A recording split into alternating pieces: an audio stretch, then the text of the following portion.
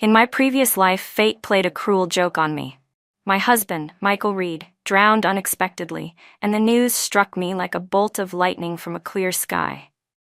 While sorting through his belongings, I accidentally found a copy of a property deed tucked inside a family magazine. Following the address written on it, I went to that house. The sight before me left me utterly stunned.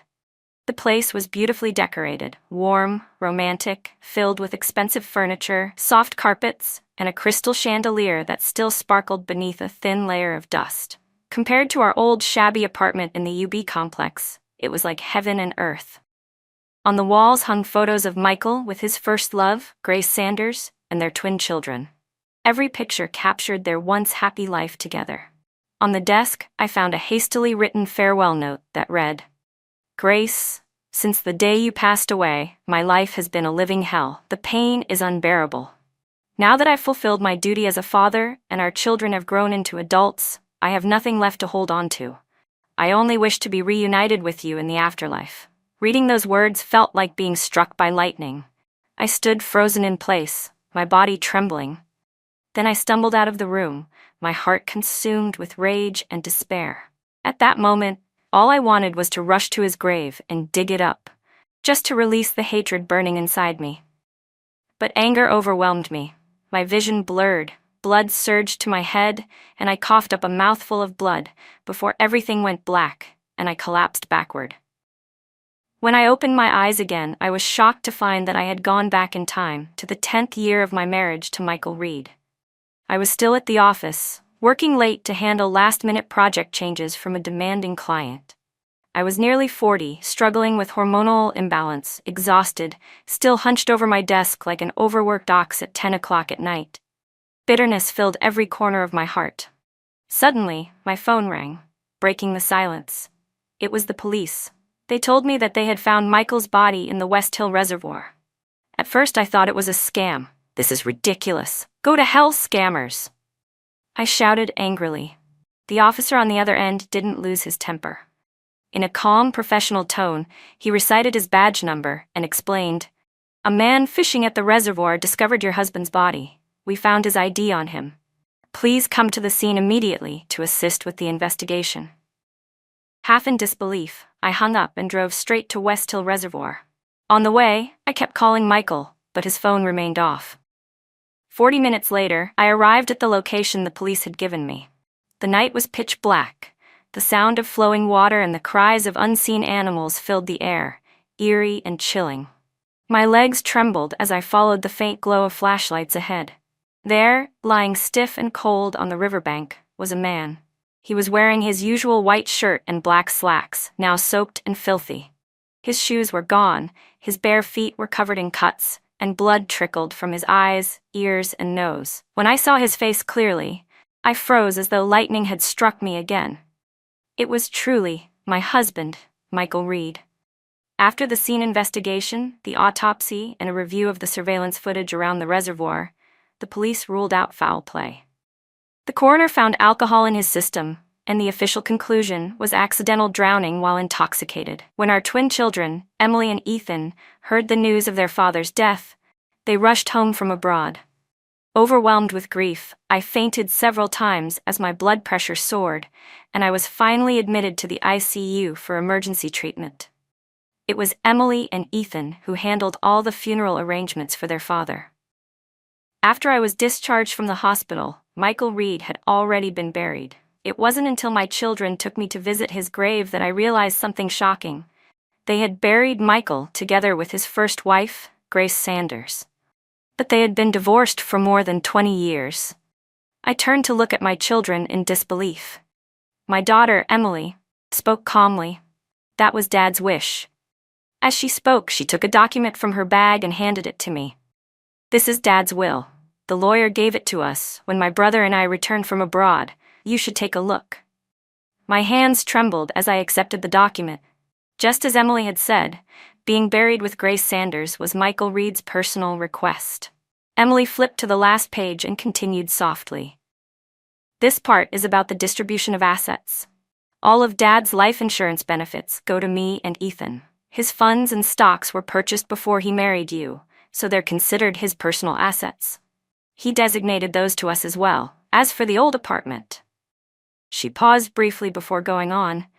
Dad left you the 50% of it that belongs to you, but for the other half, you'll need to compensate us at market value. Of course, you can also sell the apartment and split half of the proceeds with us. My son, Ethan, who had been silent the entire time, looked at me with a faint expression of guilt. His lips moved slightly as he said, "Emily and I got our green cards. Once everything is settled, we won't be coming back to the States. Please take care of yourself, Mom." I stared at the two children I had raised for 20 years, unable to believe what I was hearing. I didn't even notice when tears started streaming down my face. My throat tightened painfully, and when I finally spoke, my voice was hoarse and trembling. "How could you do this to me? I had been married to Michael Reed for 20 years. I became stepmother to Ethan and Emily when they were barely 5 years old. I loved my husband, stood by him through hardship, cared for his children as my own, treated his parents with respect, and gave everything I had to that family. Yet in the end, they all calculated against me, leaving me broken and empty. When I stumbled back home that day, I pushed open the door with all the strength I had left. Everything inside the house was still exactly the way Michael had left it. We had lived in that apartment for almost 20 years. We bought it during the second year of our marriage, using the dowry money my parents had given me. It was a second-hand unit, over 30 years old, small and shabby, barely 800 square feet, once crammed with 5 people, including my mother-in-law. All these years, I had saved every penny for Ethan and Emily to study abroad and to pay for my mother-in-law's monthly dialysis treatments after she was diagnosed with chronic kidney failure. I kept telling myself that things would get better, that everything would work out in the end. But only now did I realize I had been nothing but a tool for their entire family to use. My mind went blank, like a stagnant pool of water. I moved mechanically, gathering Michael's belongings with empty eyes, preparing to throw them all away. When I opened his wardrobe, I found a stack of old clothes, and hidden underneath a worn-out family magazine. Inside it was a yellowed sheet of paper, a photocopy of a property deed. The owner's name read Michael Reed. Following the address written on it, I went to the location. After verifying my ID, the locksmith helped me open the door. The moment I stepped inside, I was once again struck speechless by what I saw. The place was clearly Michael's secret home, with Grace Sanders. The walls were covered with photos of the two of them and their twin children, pictures from when the kids were in elementary school, high school, and college. They had traveled all over the world together, visiting places I had always dreamed of but never dared to spend money on. The house was luxuriously and lovingly decorated, romantic, warm, filled with expensive furniture, thick carpets, and a sparkling crystal chandelier. It was a world apart from the shabby old UB apartment I had called home for most of my life. Compared to that old UB apartment, this house was like another world entirely. I forced myself to take a few shaky steps and pushed open the door to the master bedroom. The room was spacious, with a walk-in closet, a vanity, and a massive bed nearly 10 feet wide. Sunlight poured through the large bay window, bright and warm. The clothes in the closet were neatly arranged by category, and even at a glance, I could tell they were all expensive. Next to it was Michael Reed's study. The moment I stepped inside, it felt as if a blade had pierced straight through my heart. The walls were covered with photos capturing the happy moments of Michael, Grace Sanders, and their 2 children. A complete family, smiling in every picture.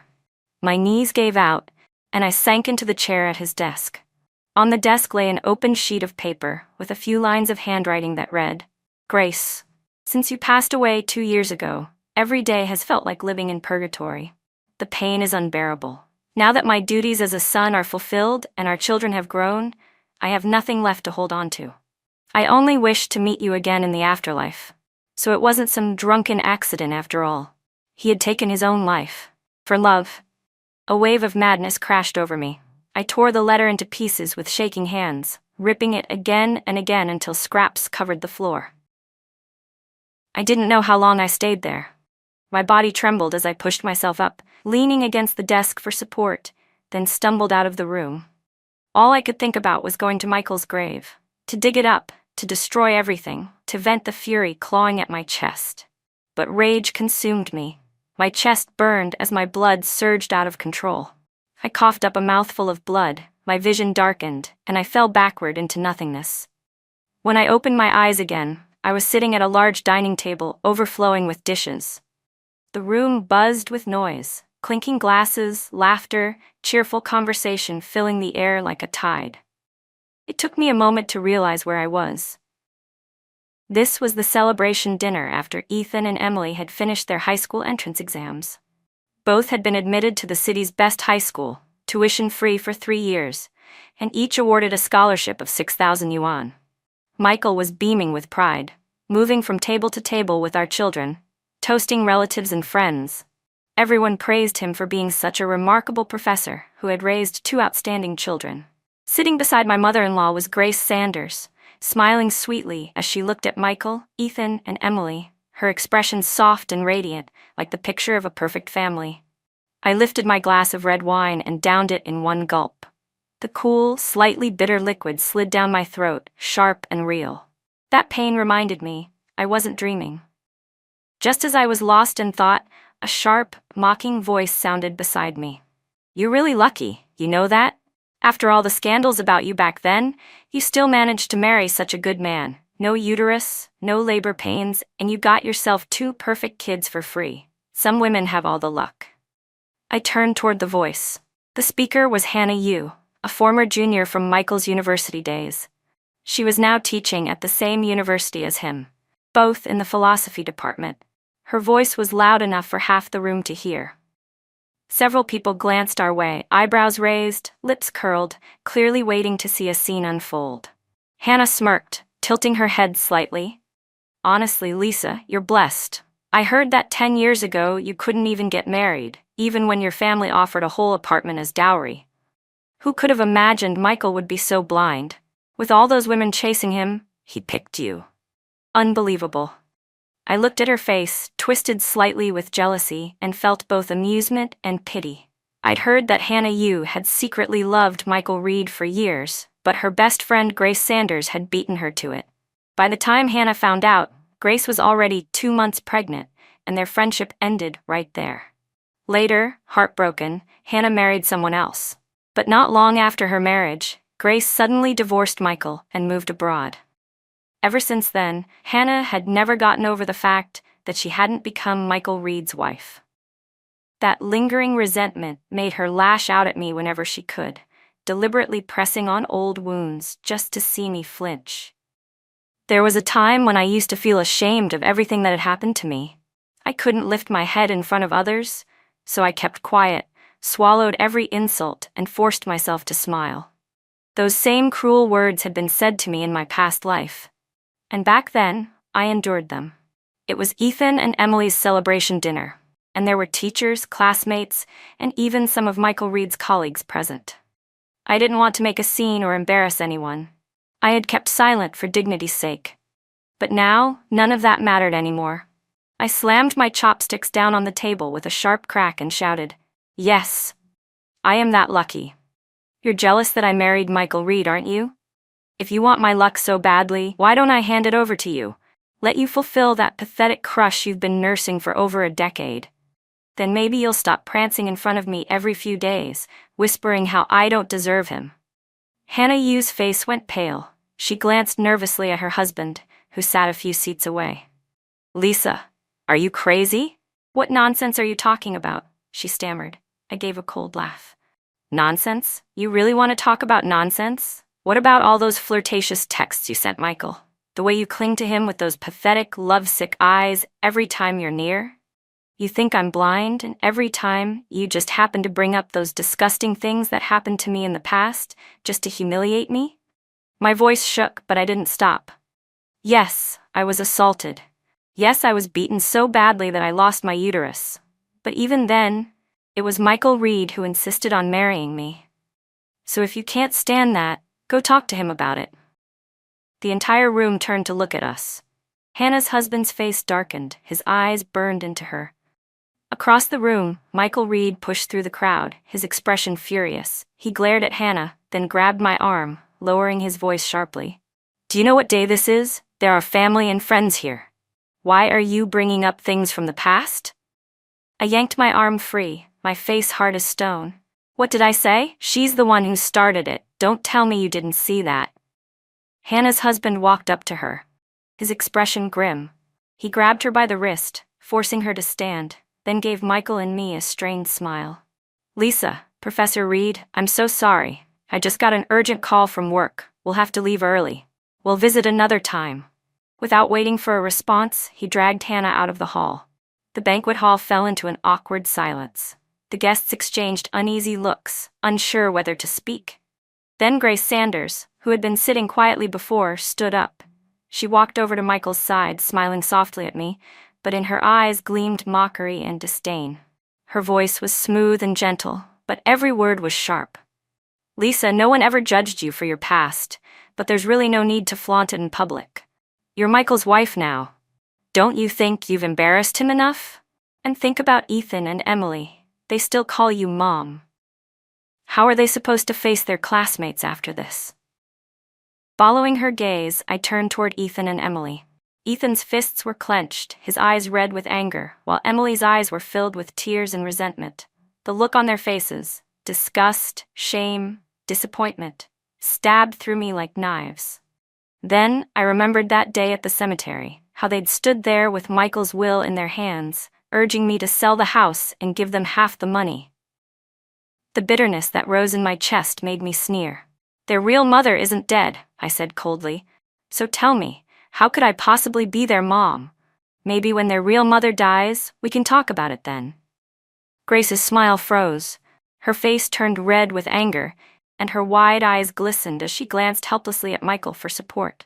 His eyes darkened, a flicker of rage flashing across them. He reached out and grabbed my arm again, so tightly that I thought he might crush my bones. His voice was low and trembling with fury. Lisa, enough. Stop this right now before you humiliate us all. Whatever attitude you have, save it for when we get home. I lifted my eyes and stared straight at the man before me. A wave of overwhelming hatred surged through my chest. In that moment, it felt as if I had fallen back into my previous life, back to when I first discovered his betrayal and lies. The same searing pain ripped through me again, tearing at my heart. My voice was cold and sharp as I said, Michael Reed, do you really think you can keep deceiving me? I already know everything, about you and Grace Sanders, about that house and that will. Did you both think you could trick me, strip me of everything, and leave me with nothing? Let me tell you, never. Michael's face went pale. He let go of my arm and stumbled back a few steps, looking at me as though he couldn't believe what he'd just heard. Grace froze too, clearly not expecting me to fight back so fiercely. Around us, relatives and friends exchanged uneasy glances, uncertain what to say or do. I took a deep breath and continued firmly, Michael, I want a divorce. I can't stay in this house any longer. As for the division of assets, I'll have my lawyer handle it. I won't let any of you get away with what you've done. Without waiting for his response, I turned and walked out of the banquet hall, leaving behind a room full of stunned faces, and Michael Reed, standing motionless as if turned to stone. A few of his friends, seeing how tense things had become, rushed forward to smooth things over. Professor Reed, come on, one of them said with a forced laugh. You've got to teach us your secret to raising such smart kids. My son can't pass a single test. You've got to tell me how you talk to yours. Gradually, the chatter returned, and the banquet hall regained its noisy, cheerful atmosphere. I sat back down, my expression cold as I watched it all, a dull ache pressing against my chest. I poured myself another glass of red wine and drained it in one gulp. I knew perfectly well what I needed to do now. Divorce Michael Reed, leave that twisted family behind, and start my own life. But after being deceived for an entire lifetime, how could I simply let go of the hatred burning in my heart?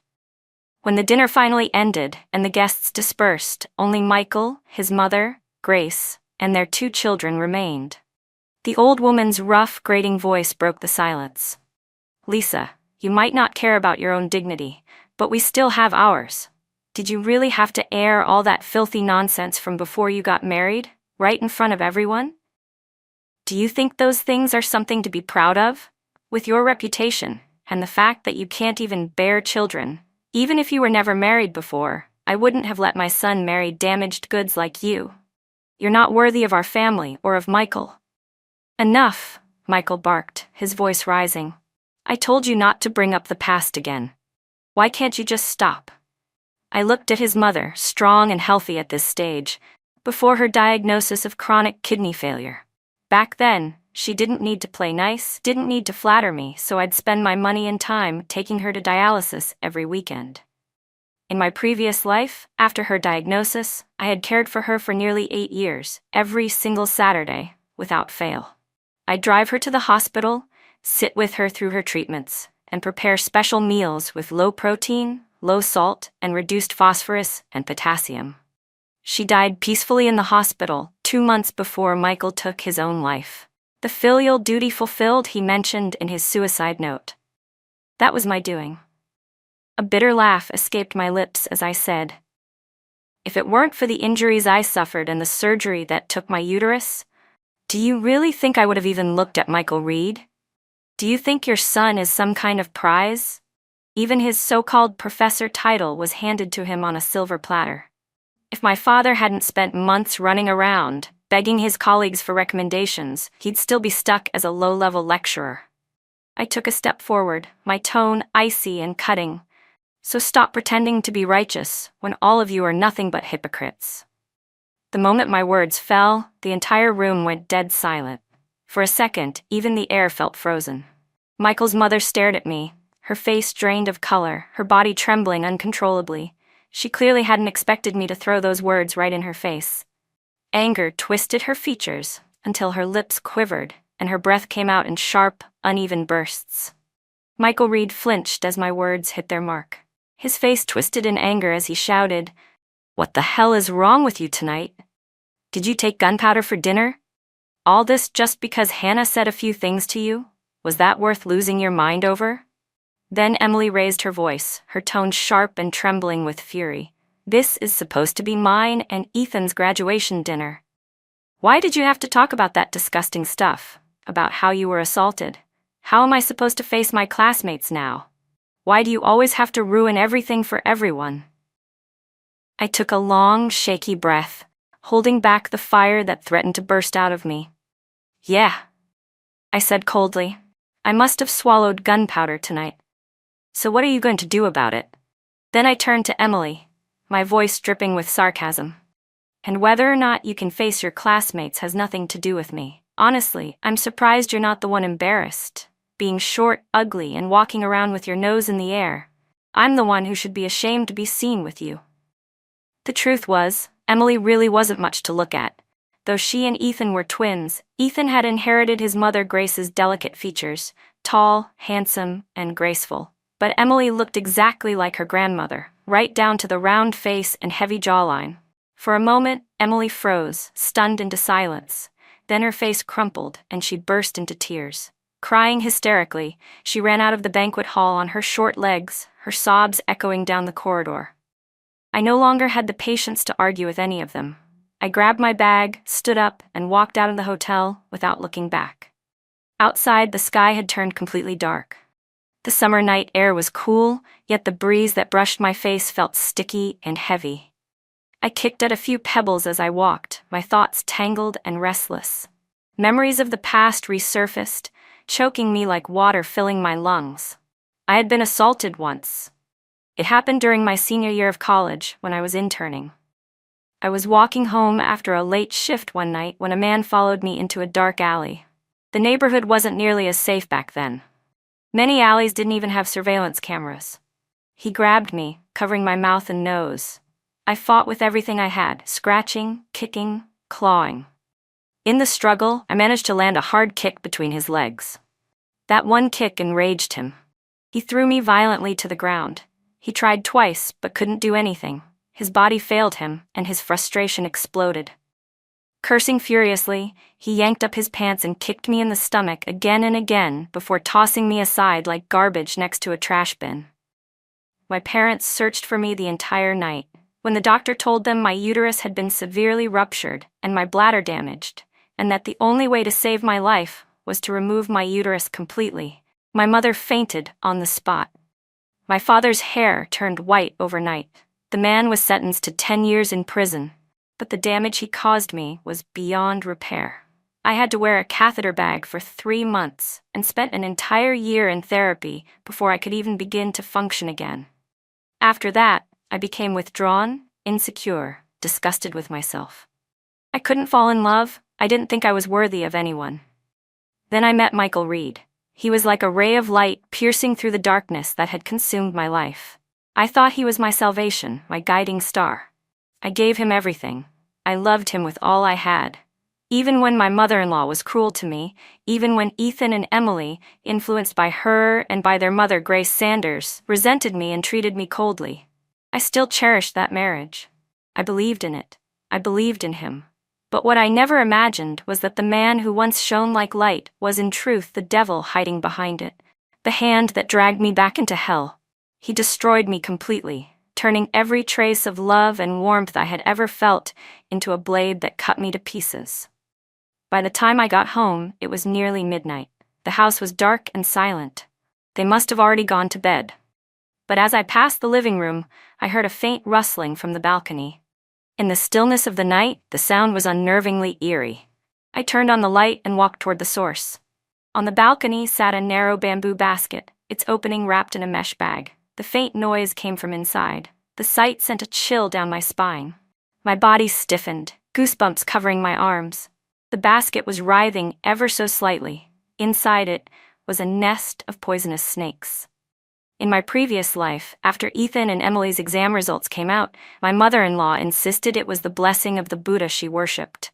Somehow, she had gotten her hands on over a dozen venomous snakes and planned to take the children up the mountain to set them free. When I found out, I tried again and again to stop her. I told her if she really wanted to do a good deed, she could release some carp instead, but she refused, saying, "Once you release an animal, you can't eat it again. I still want to eat fish, but I'd never eat snakes." No matter how I tried to reason with her, she wouldn't listen. So one morning, while she was out for her walk, I secretly took that bamboo basket full of snakes to the local wildlife rescue center. When the staff untied the mesh bag and saw what was inside, they were horrified. It was packed with deadly silver-banded crates. Because the species is nationally protected, they immediately called the police. I was held for over an hour while the officers lectured me and made me write a statement promising never again to buy or sell wild animals illegally before they let me go. My mother-in-law threw a fit when she found out, screaming that I had ruined her spiritual cultivation. I shut the door in her face and walked away. This time, I decided not to interfere. The next morning, she came back from buying breakfast and shouted toward the living room, "Michael, go wake Ethan and Emily. They need to eat before I take them up the mountain to release the snakes." Michael rubbed his temples, his patience thinning. "Mom, stop dragging the kids into those superstitious things," he said irritably. She glared at him. "What do you know? If it hadn't been for my prayers to Buddha, do you think you'd have gotten into college? Do you think your kids would have done so well on their exams? That's all thanks to the Buddha's blessing." Seeing that arguing with her was pointless, Michael frowned but said nothing more. He turned to knock on Ethan and Emily's door. When the two came out after washing up and sat down at the dining table, my mother-in-law began unpacking breakfast, handing portions to everyone but me. I didn't care. I went back to my room, grabbed the folder I'd prepared with my ID card, marriage certificate, and household registration, and slammed the door behind me. I took a cab straight to the property registration office. Just as I expected, under Michael Reed's name was a registered property, an apartment of about 2,500 square feet, registered 3 years ago. That was the same year Grace Sanders returned from abroad.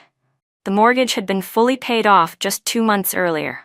I asked the clerk to stamp the verification form and left. On my way to work, I couldn't stop thinking about it. A man as cautious and calculating as Michael, would he really leave a property under his own name by accident? What I had seen before was only a photocopy of the deed.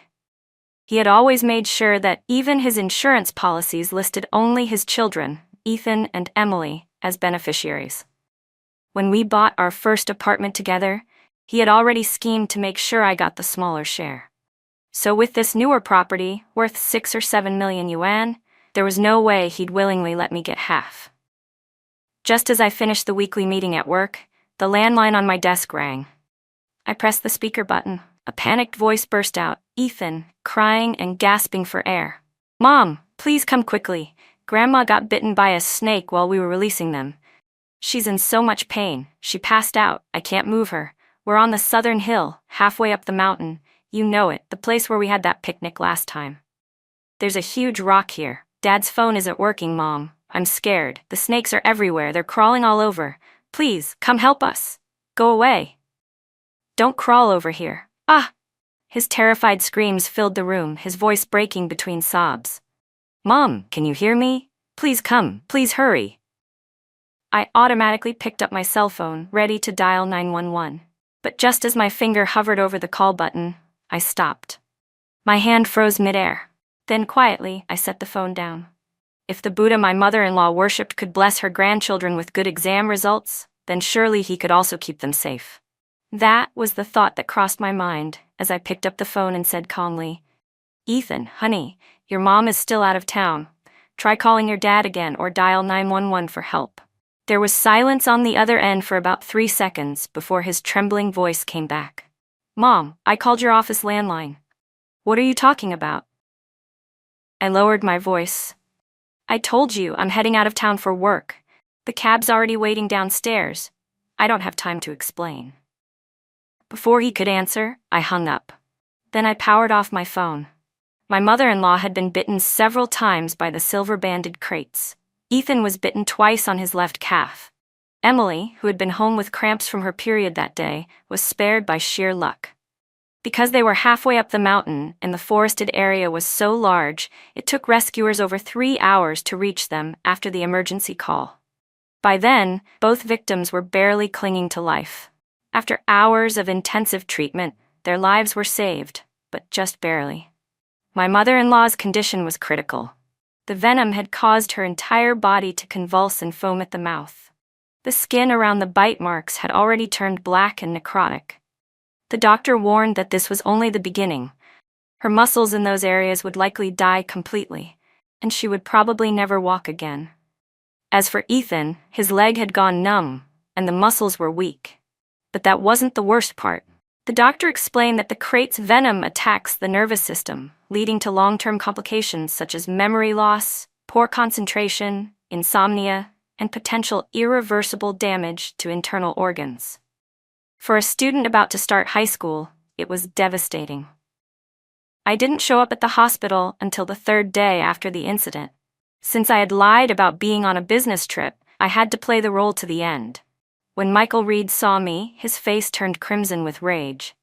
Where the hell have you been these past few days? Why didn't you answer your phone? Ethan was bitten by a snake. He was calling you. Why didn't you go help them?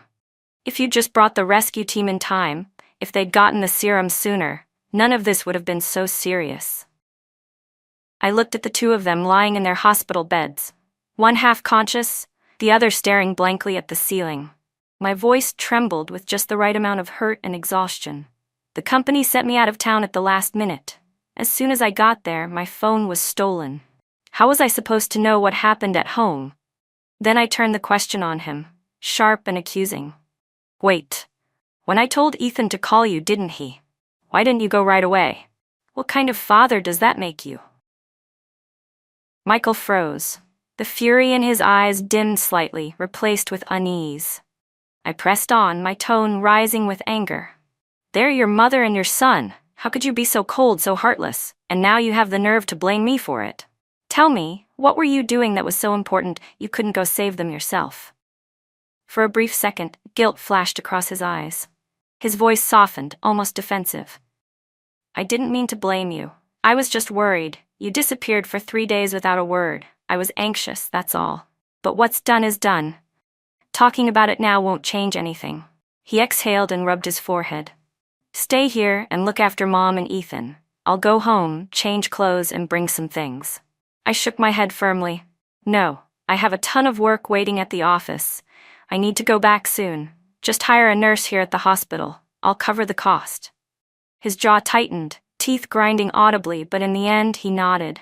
Ethan was discharged before his grandmother, but he wasn't the same. The doctors said it was post-traumatic stress disorder, PTSD. Ethan often woke up in the middle of the night screaming from nightmares. He couldn't even walk past areas with thick greenery anymore. Sometimes the mere sound of leaves rustling in the wind made him cover his ears and cry out in terror. Watching him like that filled my heart with a mix of bitterness, pity, and pain. There was a time when I truly loved those two children as if they were my own. I had cared for Ethan and Emily with every bit of my heart. But now, seeing him in this state, all I could think was, if anyone was to blame, it was the Buddha his grandmother worshipped, the one who'd failed to protect him. By mid-July, it was time for high school registration. But given Ethan's condition, there was no way he could attend. I went to the school and filed an official leave of absence on his behalf. Because he had scored so well on his entrance exams, the school principal approved it immediately. When I handed Ethan the official notice of his leave, he broke down crying, covering his face with his hands. Maybe, deep down, he already knew this temporary break was only an illusion. He would never set foot in that high school again. I sighed silently to myself. That was the last thing I could do for him. Soon after, I listed our old apartment with a real estate agency. The place was old and small, but the school district was good, so it could still sell for around $50,000 or $60,000. I had already chosen the buyer. It would be sold privately for $30,000. The day before my mother-in-law was to be discharged from the hospital, I checked into the same hospital as a patient myself. When I asked Michael Reed for money to pay the deposit, he snapped, "Do you have to get admitted now? Who's going to look after my mom when she gets out?" I looked at him calmly, his face red with anger, and handed him the hospital admission slip. "They found a nodule in my lung. The doctor recommends immediate surgery. It's not large, but it's pressing against my trachea, which is why I've been coughing so much. The doctor said it's better to remove it early." In my previous life, I had the surgery 3 months later.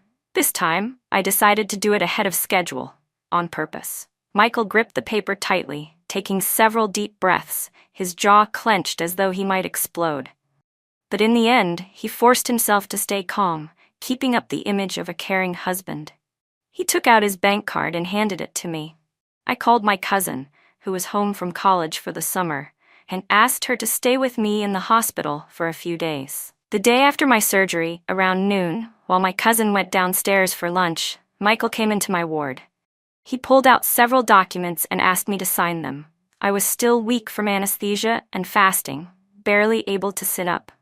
But he was insistent, urging me to hurry. He said, "It's nothing serious. A friend of mine lost his job and is selling insurance now." I told him we'd help out by buying a few short-term policies under our names to boost his numbers. "It's cheap, just $100 or so per policy for a year. I just need your signature at the bottom. He'll handle the rest." As he spoke, he placed a pen in my hand and, almost casually, pulled out his phone, ready to record. At that exact moment, my cousin returned, having come back to grab her phone. She froze when she saw Michael hovering over me with papers. "Brother-in-law," she said sharply, "what's so urgent that you have to make her sign something right after surgery? Look at her. She's dizzy and weak. Can she even see what she's signing?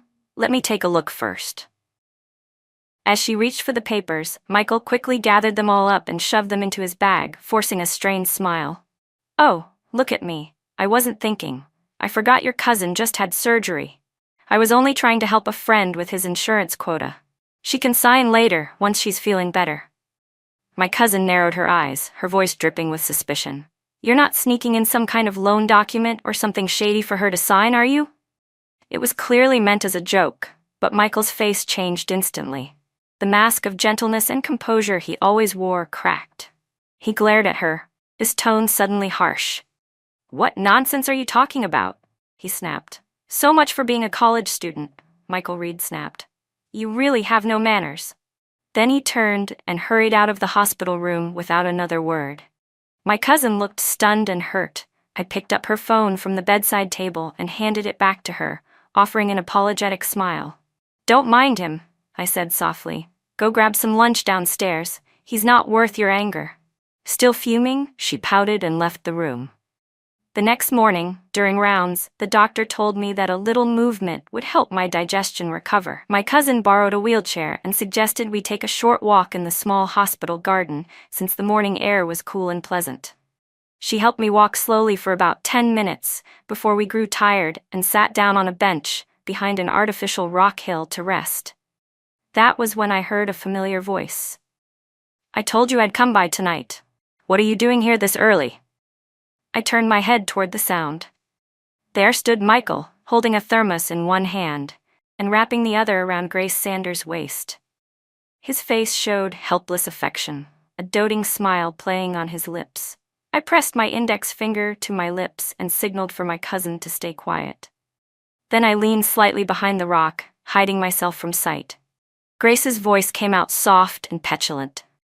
"I just couldn't stand it when I thought about that chicken soup you spent 2 hours making. For her. How could you treat that woman so well?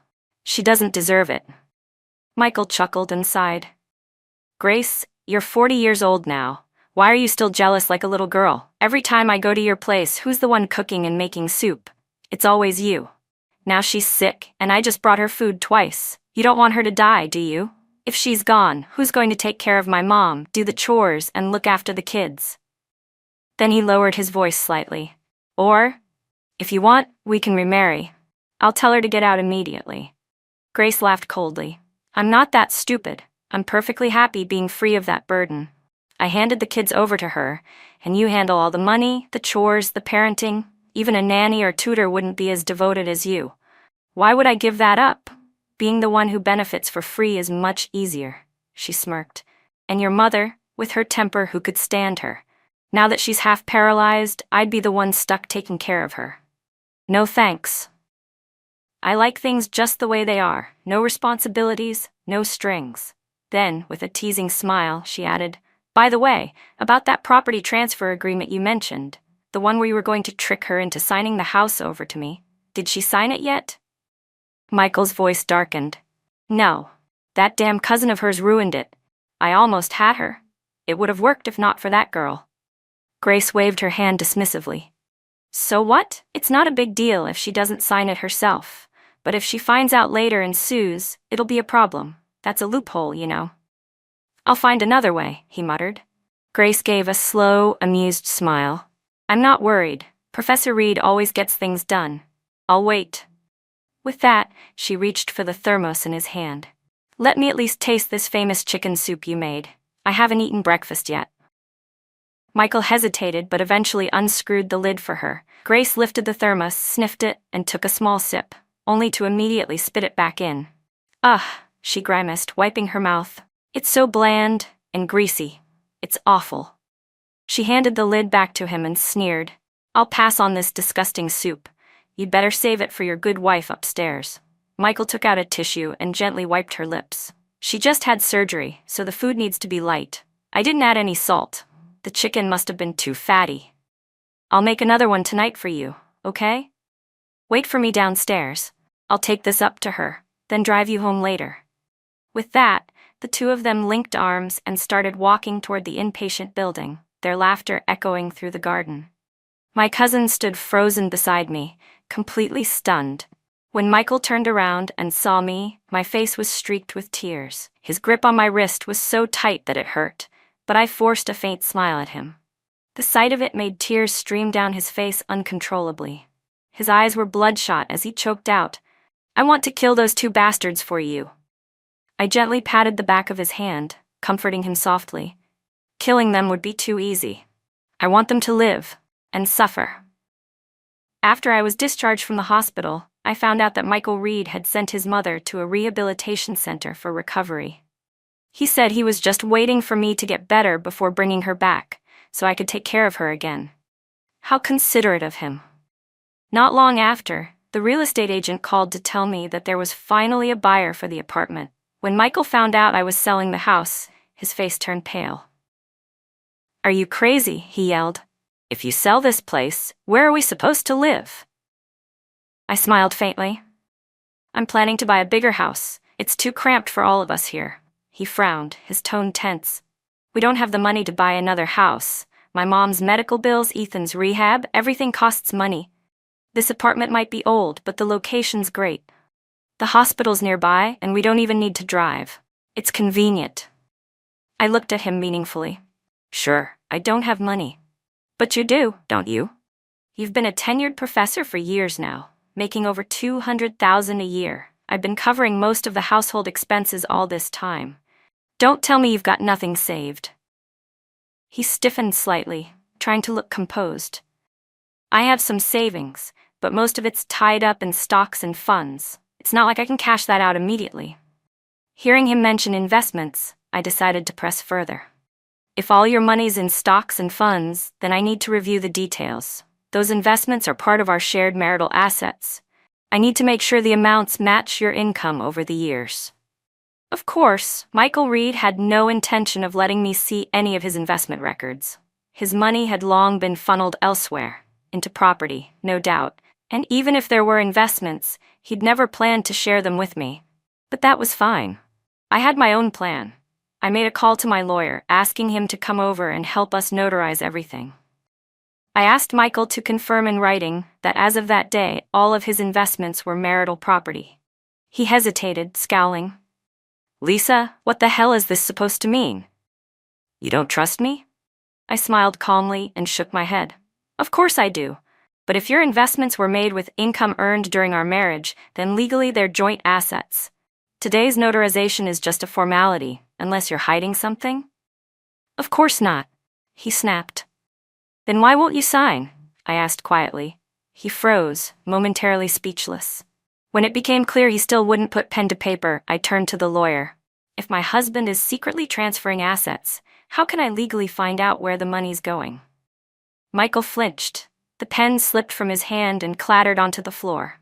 The lawyer, catching on instantly, replied matter-of-factly, You can apply for a court investigation order. Once it's approved, I can help you trace all of his bank accounts and financial holdings, including stocks, bonds, and mutual funds. It's a complicated process and takes time, but it's standard procedure when dividing property during a divorce. Before the lawyer could finish speaking, Michael had already grabbed the papers, scrawled his signature, pressed his thumbprint, and shoved the signed agreement toward me. I took it with a composed smile while the lawyer recorded everything on video for evidence.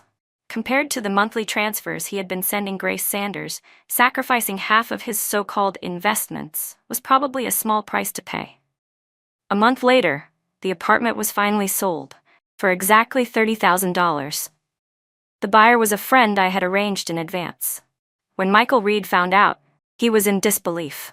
He called the agent several times to confirm, and each time the agent patiently explained, Yes, it's a school district property, but both the elementary and middle schools are moving to new campuses.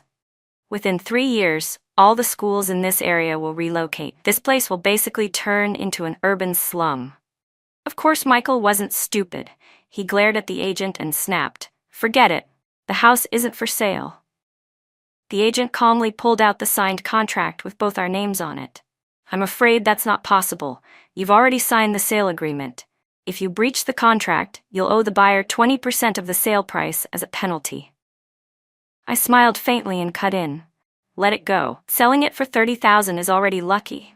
Look at Mrs. Zhang next door. Her place is over 100 square meters and only sold for $38,000. Once the schools move out, no one will want to buy these old units. Then, as if to make my argument more convincing, I added, My dad heard we're changing houses. He said he'd help us with $50,000. So let's sell it quickly. The truth was, Mrs. Zhang's place really did sell for $38,000. But that was because she had already bought a new apartment and gave her old one to her sister-in-law.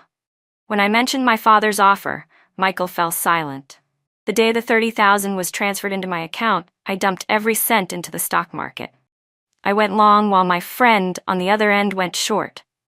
The money was destined to vanish, a total loss exactly as I intended. After the sale was finalized, I contacted a moving company and told them to relocate everything from our home to Grace Sanders' apartment.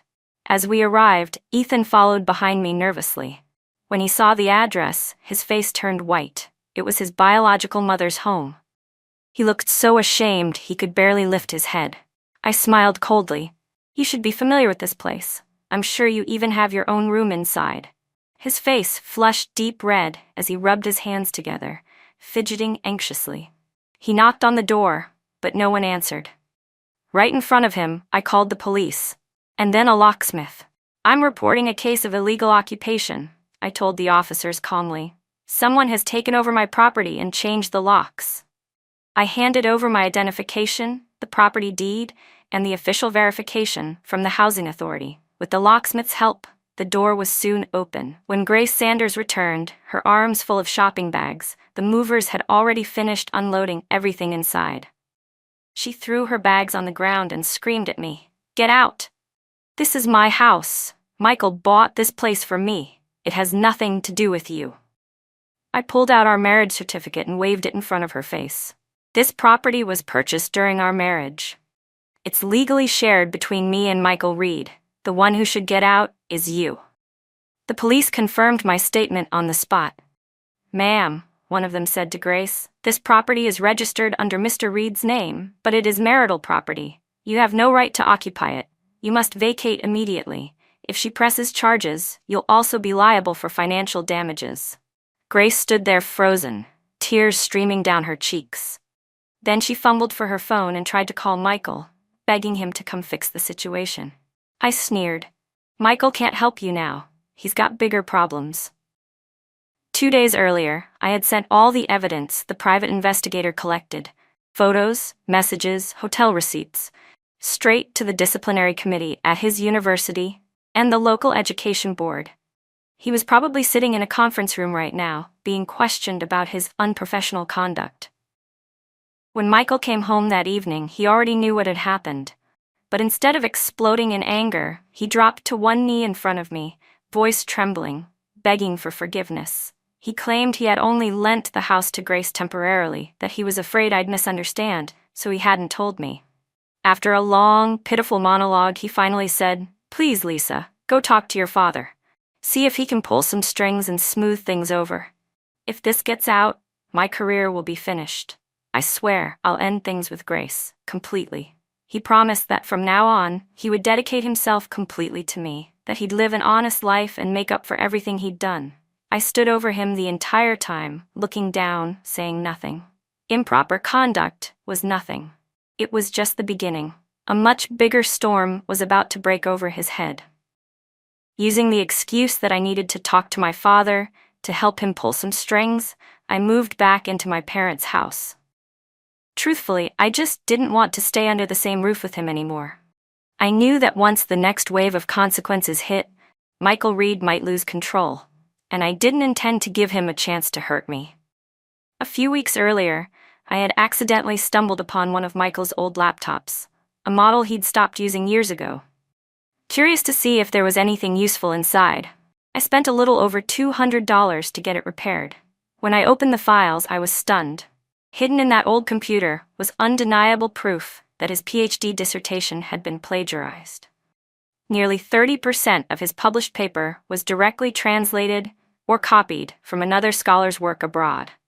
The arguments, the logic, even the structure were almost identical. And the source, the original foreign paper, was still saved on that very same hard drive. I gathered all the evidence and sent it to the academic journal where his dissertation had been published, reporting Michael Reed for academic fraud. Within days, the journal publicly issued an official retraction of his paper. They deleted his work from their database and permanently blacklisted him from ever submitting again. They also forwarded all evidence of his misconduct to his university. The school wasted no time. They formed an investigation committee and launched a full inquiry. But what shocked me most was what came next. Helen Moore, yes, that same former colleague of his, filed a formal complaint under her real name, accusing Michael of stealing her research results and selling her co-authorship rights for profit. She claimed that during grant applications, he had falsified budget reports and pocketed the excess funds. It wasn't until later that I learned why Helen had finally turned on him so ruthlessly. After that dinner party months ago, her husband had confronted her about all the rumors he'd heard and demanded a divorce. No amount of begging or tears could change his mind. Heartbroken and humiliated, Helen went out drinking, and by sheer coincidence, ran into Michael Reed and Grace Sanders at a bar, kissing passionately in a dark corner. In a rage, she stormed over and attacked Grace, clawing at her hair. But Michael had pulled her away and slapped her across the face in public. That slap must have shattered whatever illusions she still had about him. Only then did Helen realize that for years she'd been nothing but a fool. Used, manipulated, and discarded. Worse, she had willingly handed over her research findings to him. So she struck back the only way she could, by exposing everything. With everyone else moving against him, I decided it was time to strike too. I filed a lawsuit against Michael Reed for bigamy and for concealing and transferring marital assets. But after 2 court summons, he avoided both hearings, citing urgent matters. The case was postponed indefinitely. Around that time, Emily, still unaware of what was really happening, called me angrily to demand her living expenses. "How many times do I have to text you for money? Are you ignoring me on purpose?" I didn't even bother arguing. I hung up, and in one swift motion, blocked all her contacts. 2 months later, after the university's investigation concluded, Michael's professor title was revoked. Due to academic fraud and moral misconduct, he was stripped of all faculty positions, and his employment contract was terminated. He was also ordered to repay every cent of the embezzled grant funds and bonuses. The day after his dismissal, I received a call from the rehabilitation center. His mother had suffered sudden respiratory failure. By the time they tried to get her to the hospital, it was too late. She was gone. I notified Michael about his mother's death. There was only silence on the other end of the line. A long, hollow silence. I didn't attend the funeral. I told them I wasn't feeling well. Their family's affairs no longer had anything to do with me. That night, while I was working late at the office, my phone rang again. It was the police. They told me Michael Reed had fallen into the West Hill Reservoir. Luckily, a man fishing nearby saw it happen and pulled him out before calling an ambulance. He was taken to City General Hospital, and I went there immediately. Michael Reed was no longer in critical condition, but his thigh had been slashed open by something sharp underwater. Because he'd been submerged for too long, the wound was badly infected. The doctor presented me with 3 possible treatment plans and was about to explain each in detail when I interrupted. "Just tell me, which one costs the least?" He hesitated for a moment before replying cautiously. "The least expensive option is amputation." "Then amputate it," I said flatly, without a second of hesitation. The doctor blinked in surprise. "There are other options," he said quickly. "We could try vascular reconstruction or even a graft. There's still a chance to save the leg. He's not even 40. He's young." "Just amputate," I repeated firmly. "I don't have money for those fancy procedures. Where's the consent form?" The doctor looked at me for a long moment, then silently handed over the paperwork. I signed it in bold, steady strokes. Why wouldn't I? We were still legally married. Every dollar he spent in medical bills would come half out of my pocket. Of course I was going to choose the cheapest option. When Michael finally woke up after surgery, he was dazed and disoriented, trapped somewhere between this life and the last. I picked up his phone and dialed Grace Sanders' number. He stared at me like a fool until her tearful voice came through the receiver. "Michael, where have you been these days? I've been calling non-stop. Your phone's always off. And look at Ethan.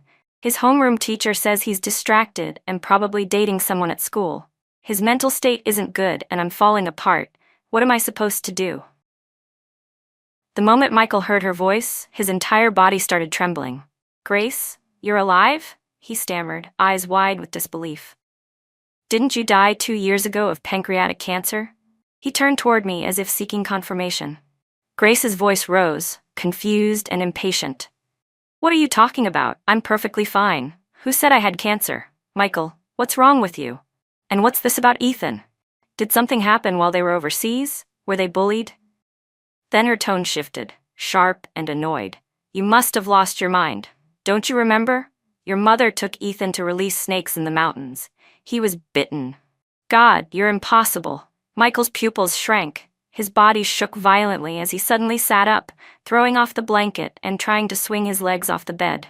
But when he looked down and saw there was only one leg left, He froze completely. How to describe the look on his face? 4 words came to mind: a spectacular collapse. He stared at the stump in stunned silence, his body slack, like all the strength had been drained from him. Then, after several minutes of eerie stillness, the hospital room erupted with his screams, hoarse, raw, and full of despair. My divorce case proceeded without him. Michael continued refusing to appear in court, but the evidence I'd provided was overwhelming. The judge proceeded with a default trial in his absence. In the division of assets, since he was found to be at fault, he received only 40%. Custody of both children, Ethan and Emily, naturally went to him. Grace Sanders was ordered to return all the money and property he had secretly transferred to her. According to the financial report my lawyer prepared, the house went to me. The car, his remaining investments, and the funds he'd spent on Grace went to him. Fortunately, housing prices were still low at the time, around $6,000 or $7,000 per square meter. If it had been 10 years later, when prices tripled, I would have had to pay dearly for that property. Once I finally freed myself from that wretched family, my life became light and peaceful again. I quit my job, bought a camper van, and decided to travel while I was still young. I filmed my trips and uploaded the videos online, never expecting that they'd attract thousands of followers. Soon, I was even earning money from it. So I became a travel blogger. The next time I heard about Michael Reed, it was 2 years later, over dinner with friends. Someone at the table mentioned Michael Reed. They said that when Grace Sanders got engaged, he showed up at the venue and caused complete chaos, shattering decorations, smashing tables, and wrecking much of the hotel and wedding company's setup. Eventually, the police were called. He paid for all the damages and was detained for 15 days. After his release, he began drinking heavily every single day, destroying himself little by little until he was barely recognizable. As for Emily, she dropped out of high school before graduating. Since Michael and Grace often forgot to send her living expenses, she eventually moved in with a wealthy classmate, thinking she could secure an easy life. But she accidentally got pregnant. The school expelled her. When Michael, dragging his crippled body, went to confront the boy's family, they humiliated him, accusing Emily of selling herself. In the end, the boy's family paid $60,000 to bury the scandal. The boy went back to school as if nothing had happened, while that money bought the end of Emily's future. Hearing it, my chest tightened painfully. I couldn't help but sigh. For girls, the road is always harder to walk. Later, Grace Sanders was diagnosed again, this time with pancreatic cancer. Her fiancé broke off their engagement as soon as he found out. She tried to go back to Michael, but by then, he had vanished. No one knew where he went.